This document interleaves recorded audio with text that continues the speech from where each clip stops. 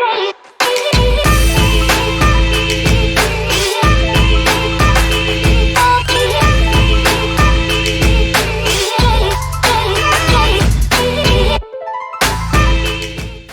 Parsons for Boxing Social in association with William Hill and Empire Fight Store. Edward, how are we, mate? Very well. Bit of a stressful morning, but we're ready to go tomorrow night. Another day in the office, and looking forward to a massive show in Manchester tomorrow. We'll just firstly say the tunes were on. I think Grim Sickers had something, shouted you out. That's Grim Sickers with an Eddie Hearn bar. He's a big boxing fan, right, so... Okay. I was just standing on stage and it was like, and like I roll like Eddie Hearn, jeez, and I was like, what is that me? Oh yeah. So I'm going to look at. You send me that track, yeah? Is that what you call it? Sort you out, brother. Sorry? Do what? Sort you out, brother. Sort me out, what? Brother. Okay. Send me the track over, brother. Gee. Lara, interesting. So he's come in at 129.8 with the towel. We've just clarified off camera that he didn't really need the towel, but just to. Well, yeah, I mean, he decided to weigh in like that. So. Every fighter who fights in Britain has to hit check weights with the British Boxing Board of Control. The international fighters don't really get it or like it, but it's the rules, and I think it's designed with the health and safety of the fighter in mind.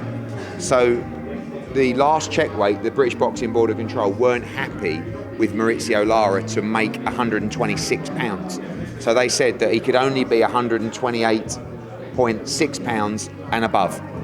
And obviously came in at 129.8. He's a bit disappointed because he wasn't allowed to try and make championship weight, but I'm not sure he would have made championship weight, and you know the board make these decisions for the safety of the fighter. So for Leigh Wood, absolutely nothing changes. The WBA have confirmed the belt is now vacant. Leigh Wood will get the opportunity to become world champion tomorrow. Mauricio Lara will be downbeat, but needs a great performance because he's beltless. But he needs to make a statement, and whether that's to win tomorrow night and try and fight for the vacant belt after, or try and move to 130, maybe fight Cordina, I don't know, it's a big fight, but right now Leigh Wood's just focused. You know, I gave him and Ben Davison the news. There was a rearranged deal, if you like, because obviously a fine for Mauricio Lara as well, and they were happy with the weights, with everything that was put in place, and they try and become a two-time world champion tomorrow. I was going to say, it is £4, which is a lot when you're sort of in these weight divisions. Is there any concern about him coming £4 over on the scales and then rehydration on top of that? I know Leigh is big for the weight as well. Leigh will rehydrate. I mean, he's will be very heavy in the ring tomorrow night. I think the bigger concern for Team Lara was his preparation for this fight. And seeing if he's actually. If he could have made championship weight. It was a fast turnaround. He was celebrating becoming world champion. Did he undercook camp?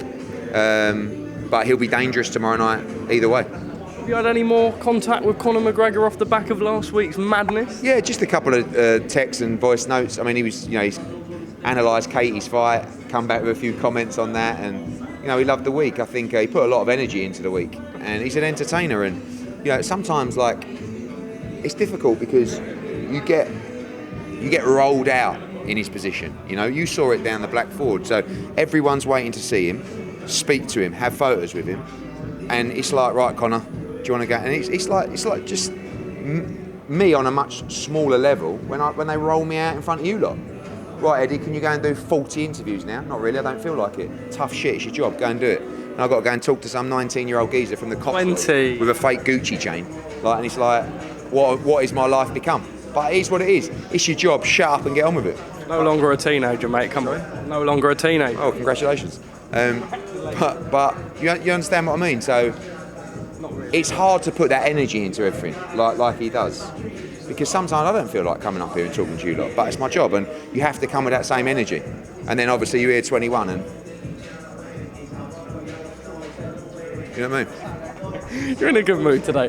Conor Benn, in terms of UCAD, where are we at with all this? I don't know. I mean, his lawyers are dealing with that. Look, there's a lot of stuff. I mean, I know that Skye were very disappointed or upset. I think they sent another legal letter about my comments about Chris Eubank against Conor Benn. You've had legal letters of... Yeah, unbelievable. I mean, it's pathetic. But anyway, it's like, oh, you said that no one cares about the rematch with Eubank against Smith. My opinion, I don't care. It's boring. He lost the fight. No one wants to see the rematch. What we want to see is Conor Benn against Chris Eubank. Now, I don't know the contractual situation. Is that possible? Not a question for me. But I'll tell you what, who cares about Liam Smith against Chris Eubank? Let's make Conor Benn against Chris Eubank. It's massive. That's it. Turn it up. Oh, sorry. You are in unbelievable form. But it's right. I mean, it's here's a legal letter because I watched your interview with Parsons. You know what I mean? Okay, Frank Smith revealed to me yesterday that Eubank Jr. has no contractual obligation to go ahead now with the Smith rematch. Is this what you're hearing? If that's the case, let's get the fight made. Look, let's be honest. It's very simple. You can either make this fight, right, for, I don't know, what Eubank was getting, $1 million, or you can make this fight for double. Abu Dhabi or UK? But we want to do the fight in the UK. Conor's going through that process with UCAD at the moment. Hopefully we can be allowed to do that. If we can't, we'd love to do it in the Middle East. It's a massive fight. Massive fight. The build-up, it's the biggest fight in British boxing outside of AJ against Tyson Fury. Continuing, or can I? Continuing what? What are you talking about? Continuing. Still speaking, or and then I'll take the mic away. Take it away from me while I'm talking and finish my sentences anyway. Dmitry Bivol, there's an article circulating that he is a free agent. Are you able to clarify on that? No, he has a contract with Matchroom, and one fight left, and we're trying to make the Canelo Alvarez fight. On Canelo Alvarez, what's his contractual obligation with Matchroom? Is it just the Bivol rematch? Yeah.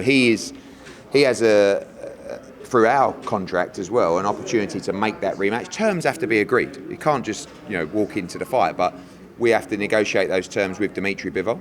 And Canelo Alvarez as well, and that is everybody's preference. Do you see a continuing working relationship with Canelo away from the Bivol fight? I believe the team's had talks with Benavidez. Of course, he'll always have talks to see. I mean, he can go and take another fight wherever he wants. History will tell you that in the last, 3 years? I've done every one of his fights bar one.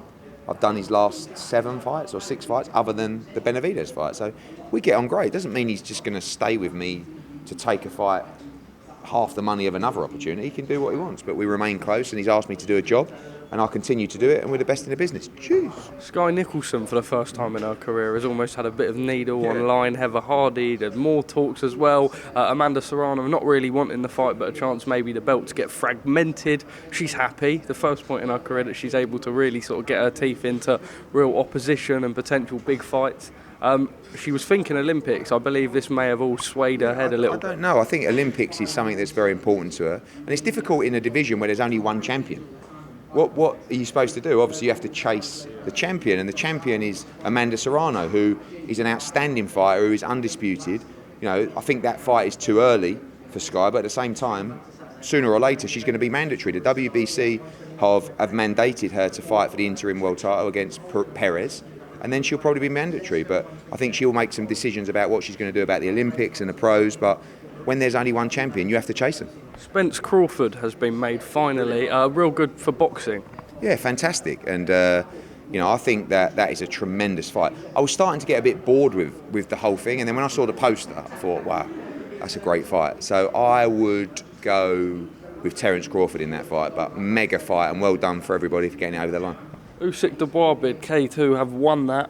August 12 is the date that they're planning. That's the same date that you were planning for AJ. Will that interfere with anything? That is our AJ date, so I don't know what's going to happen, but obviously we'll have to see how talks go with that. I think it was 8 million, was it, the bid? What was it Queensbury, them 2 bidders? Yeah. 5 point something. Yeah. Decided not to bid in the end? No, I spoke to George Warren about it. It's not, with the AJ plans we have, I don't think it was a fight that we could schedule around there, but it's a good fight, and look forward to it. If you don't end up going August 12 with AJ, obviously it's free for broadcast, right? So Sky, DAZN, BT, etc. Chance they maybe go for that? Yeah. Obviously BT will do everything they can to get the fight because it's Daniel Dubois, but in all these things, in a purse bid scenario, the winner of the purse bid owns the rights. So it's a bit like Callum Smith and Beterbiev. It's on Sky. We didn't have the UK rights, so it's fine. That's what happens when you lose a purse bid, and that's the risk that you run in that situation. So if Alex Krasik wants to talk about that fight being on DAZN, I'm sure there's a conversation. A new excuse for a failed drugs test in Clarissa Shields' opponent, applying dog cream medication after failed surgery or thought? This can happen. I mean, look, I saw Lou DiBella. Lou DiBella's very vocal about performance-enhancing drugs, and rightfully so. He's come out with this reason, and I don't believe Lou DiBella would have come out with that reason if he didn't believe it. And as bizarre as it sounds, yes, this is the kind of thing that can happen. Do you know what I mean? You could, if you are handling those kind of substances, and you are preparing something for an animal or whatever, and you ingest that, the levels that are tested these days can result in a positive drugs test. So I know Lou DiBella got a lot of stick, but I believe he believes that is a true story, and it's very possible that is the case. I don't know the levels of the results, but he's also right that unfortunately when that happens, it's still on you if you failed the test. It's a bit like in Conor's. I think people in the Conor situation, WBC, and because of the other tests, are very comfortable that he hasn't been taking performance-enhancing drugs or had no physical benefit. But if it's in your system, there still has to be a process to go through. So I don't doubt, I don't think that Lou DiBella's making it up to try and get his fighter off the hook. I think there may be something genuine behind that. The problem is on social media and in the world we live in, everyone just goes, "Oh, dog medicine, what a joke." But this is the kind of thing that can happen when you're testing to those levels.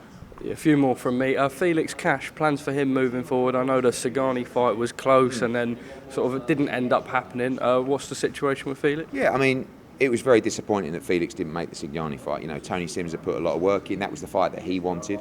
Ultimately, there's only really one fight now, and that's Ammo Williams. And Felix is in the gym, he's in tremendous shape, but he was all of those things last time. So if we're going to move forward with that fight, we need to know that he's going to be 100% ready. Joe Cordina, next plans? How soon are we looking at getting a date for him? Will it be sort of August, September time in Cardiff? September, October perhaps for him. I mean, he wants a unification fight. Whether we have a voluntary first, we'll have to see. But back in the gym, I believe, and working towards that date. Okay, Eddie, first, I said I would deliver Songer, who put me on his guest list last night for his gig. He's a big Eddie Hearn fan. It's rap, so we can get you involved at some point potentially. I don't know, we'll get you, because you're liking the rap, you're dancing up on the stage. Songer, Songer. Okay. I'm going to have to clip that little bit out of you getting his name wrong. Okay. But if you could just shout him out, his album is Scala, without making it seem like an ad, we'd appreciate that. It's very difficult for me to do without making it sound like an ad. He's from Manchester, right? No, he's from Reading. Cotswolds? Reading. He's from Reading. Yeah. And his album's called? Scala. Okay. So there is a young man, he's a rapper from Reading, he's called Songer. His new album, Scala, is absolutely litty. Right? It's unbelievable. You need to listen to it. You need to buy it. Parsons got me onto the music. Now I'm a massive fan. So big up yourself, Songer. Scala all day long. Cheers!